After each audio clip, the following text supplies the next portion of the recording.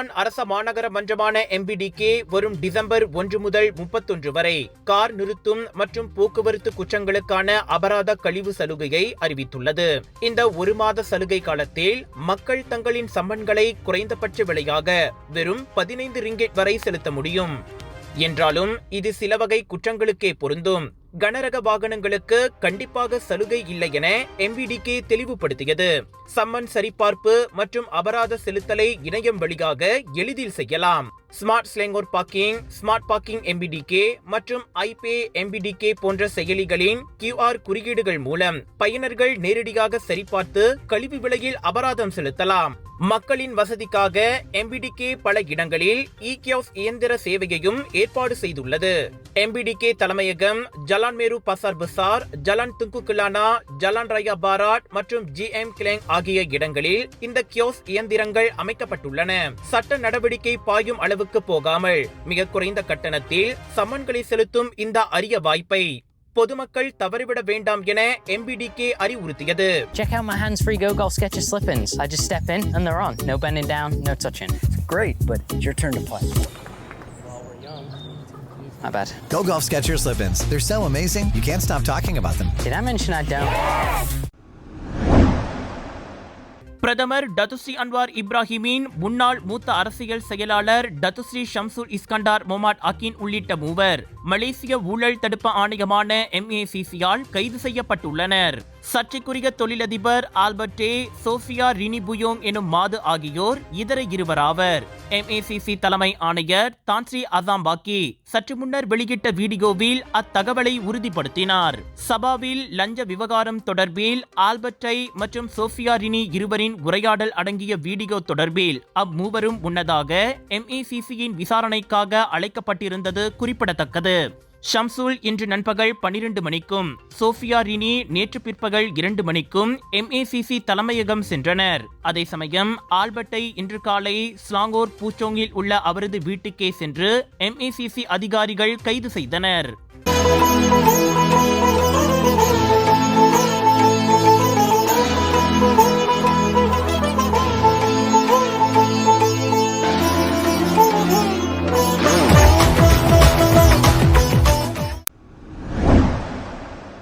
Kuala Lumpur பின்தாசான் சலோமா அருகே அண்மையில் ஏற்பட்ட நீர்ப்பெருக்கில் அடித்து செல்லப்பட்டு மரணமடைந்த சுரேஷ் கமலநாதனின் வாரிசுகள் பெர்கேசோ எனப்படும் சமூக பாதுகாப்பு நிறுவனத்தின் மரண சகாய நிதியை பெற தகுதி பெற்றுள்ளனர்.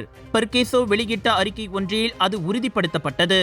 குத்தகை நிறுவனம் ஒன்றில் மேற்பார்வையாளராக வேலை செய்து வந்த 37 வயது சுரேஷ் லிண்டோங் புகர்ஜா தொழிலாளர் பாதுகாப்பு திட்டத்தின் கீழ் சந்தா செலுத்தி வந்துள்ளார்.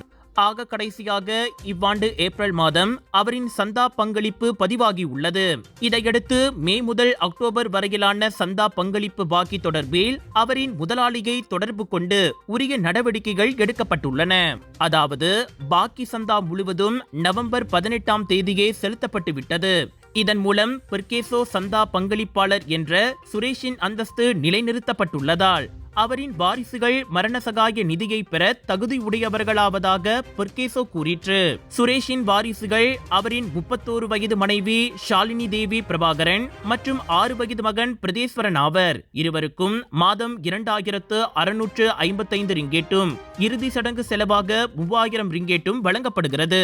நவம்பர் 17ஆம் தேதி நிகழ்ந்த சம்பவத்தில் நீர்ப்பெருக்கில் இருந்து ஒரு MPV வாகனத்தை நகர்த்த முயன்ற போது சுரேஷ் கில்லான் ஆற்றில் அடித்து செல்லப்பட்டார். அவருடன் இருந்த இதர 12 பேர் காப்பாற்றப்பட்ட நிலையில் 4 நாட்களுக்கு பிறகு காணாமல் போன இடத்தில் இருந்து சுமார் 45 கிலோமீட்டர் தொலைவில் அவரின் சடலம் கண்டெடுக்கப்பட்டது. ஜோஹர் அண்ட் சிங்கப்பூர் மக்களை தாசிக் சென்ட்ரல் ஸ்கூடாய் ஜோஹர் பர்வில் தொடங்கியாச்சு. நவம்பர் 30 வரை வாங்க வைரல் ஃபுட் சாப்பிட்டுக்கிட்டே ஷாப்பிங் பண்ணலாம். Big sale, big discount. Johor Bollywood bazaar and foodie Machan viral food festival Tasik Central Skudai ஜோஹரில் இப்பொழுது தொடங்கியாச்சு. அடுத்த வாரம் ஏயான் பிக், புக்கிட் ரிமாவ், கூத்தக்குமனிங், ஷாலாமில். அடுத்து மிலாக்கா மாலில் நாட்டின் புகழ்பெற்ற viral foods online and wholesale வெண்டர்ஸுடன் 100க்கும் அதிகமான food varieties, new arrivals, premium and boutique collection, தரமான பொருட்கள், நியாயமான விலைகள். உங்கள் சிறந்த ஆரோக்கியத்திற்கு அளவான எண்ணெயுடன் சிறந்த முறையில் தயாரிக்கப்பட்ட சைவம் அசைவத்திற்கும் பொருந்தும் சூப்பர் ஊறுகாய் பச்சை கொடி சிவப்பு மீன் சின்னம். இவ்வார தொடக்கத்தில் விளையாட்டு செய்தியாளர் அரிஷ் டியோலை தாக்கிய குற்றத்தை 37 வயது நபர் ஒருவர் இன்று கோலாலம்பூர் மஜிஸ்ட்ரேட் நீதிமன்றத்தில் ஒப்புக்கொண்டார். நவம்பர் 25ஆம் தேதி ஜலன் தலாவி தீகாவில் உள்ள தஞ்சோங்பாலாய் குழும வளாகத்திற்கு வெளியே பெயர் குறிப்பிடப்படாத ஒரு சந்தேக நபருடன் சேர்ந்து ஆர். கிருஷ்ணன் இந்த குற்றத்தை செய்துள்ளார். வேண்டுமென்றே காயப்படுத்தியதாக குற்றவியல் சட்டத்தின் கீழ் குற்றச்சாட்டு சுமத்தப்பட்டது. குற்றம் நிரூபிக்கப்பட்டால் அதிகபட்சம் 1 வருட சிறை தண்டனை மற்றும் 2000 ரிங்கெட் வரை அபராதம் விதிக்கப்படலாம். எனினும் வரும் ஜனவரி 22ஆம் தேதியே தண்டனை விவரங்கள் அறிவிக்கப்படும் என நீதிபதி தெரிவித்தார். இதையடுத்து 2000 ரிங்கெட் மற்றும் ஒரு நபர் உத்தரவாதத்தின் பேரில் அந்நபர் ஜாமீனில் விடுவிக்கப்பட்டார். 2213 இணைய செய்தி ஊடகத்தின் இணை நிறுவனருமான அரிஷ் டியோல் பங்சாரில் தனது காருக்குள் ஏற முயன்ற போது 2 மர்ம நபர்களால் தாக்கப்பட்டார். பினாங்கு பாலத்தில் இன்று காலை அடையாள ஆவணம் ஏதும் இல்லாத ஒரு வெளிநாட்டவர் வாகனம் ஒன்றால் மோதப்பட்டு உயிரிழந்தார். ராய் நோக்கி செல்லும் பாதையில் காலை 6:30 மணிக்கு நிகழ்ந்த விபத்தில் அந்த வெளிநாட்டவர் சம்பவ இடத்திலேயே பலியானார். விபத்தை ஏற்படுத்திய வாகனமோட்டி தப்பியோடிய நிலையில் விபத்துக்கான காரணத்தை போலீசார் விசாரித்து வருகின்றனர். சம்பவத்தை நேரில் பார்த்த சாட்சிகள் விசாரணைக்கு முன்வந்து உதவுமாறு வடகிழக்கு மாவட்ட போலீஸ் கேட்டுக்கொண்டது.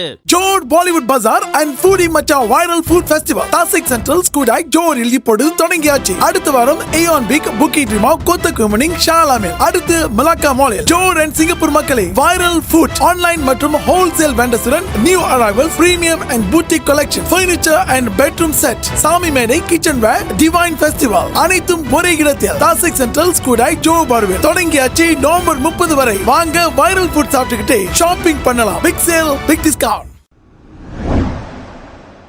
தாய்லாந்து ஹனாய் பகுதியில் ஏற்பட்ட கடுமையான வெள்ளத்தில் பாதிக்கப்பட்ட மலேசியர்களை வெளியேற்றும் பணிகள் சீராக நடைபெற்று வருவதாக வெளியுறவு அமைச்சு தெரிவித்துள்ளது. இதுவரை சுமார் 1500 பேர் பாதுகாப்பான இடங்களுக்கு மாற்றப்பட்டுள்ளனர் என்று அறிவிக்கப்பட்டுள்ளது. பேங்காக்கில் உள்ள மலேசிய தூதரகம், சொங்க்லா பொது தூதரகம், தாய்லாந்து தேசிய ராணுவ படை மற்றும் மலேசிய தன்னார்வ அமைப்புகள் இணைந்து இந்த மீட்பு பணிகளில் ஈடுபட்டு வருகின்றன. மழை குறைந்து வருவதால் பல பகுதிகளில் வெள்ள நீரும் வற்றி வருகின்றது. அதனால் மீட்பு பணிகள் விரைவாக நடைபெற்று வருகின்றன. 38 மலேசிய மாணவர்கள் மற்றும் பேராசிரியர்கள் உட்பட மொத்தம் 1459 மலேசியர்கள் 25க்கும் மேற்பட்ட தங்கும் விடுதிகளில் இருந்து வெளியேற்றப்பட்டு புக்கெட் காயு ஈத்தாம் எல்லைக்கு கொண்டு செல்லப்பட்டனர். தற்போது தாய்லாந்திற்குள் 300க்கும் குறைவான மலேசியர்கள் மட்டுமே சிக்கி இருக்கலாம் என கணிக்கப்பட்டுள்ளதால் மீட்பு நடவடிக்கைகள் அனைவரும் பாதுகாப்பாக வெளியேற்றப்படும் வரை தொடரும் என அமைச்சு தெரிவித்துள்ளது.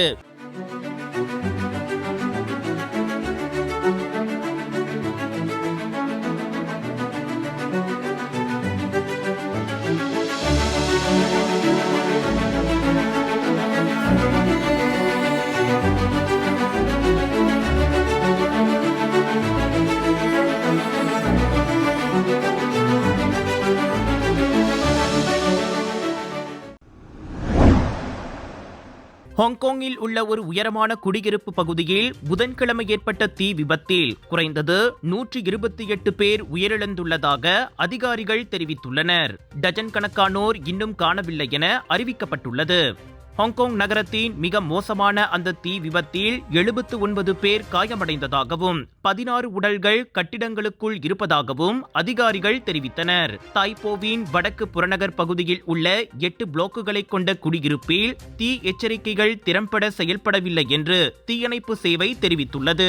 மூங்கில் சாரக்கட்டு, புதுப்பிக்கும் பணியில் இருந்த கட்டிடங்களில் காணப்பட்ட பிற கட்டுமான பொருட்கள் ஆகியவை தீ வேகமாக பரவுவதற்கு காரணமாக இருக்கலாம் என்று நிபுணர்கள் பிபிசியிடம் தெரிவித்தனர். தீ விபத்து ஏற்பட்ட போது தங்கள் வீடுகளில் தீ எச்சரிக்கை சத்தம் ஒலிக்கவில்லை என்று பல குடியிருப்பாளர்கள் இதற்கு முன் தெரிவித்திருந்தனர்.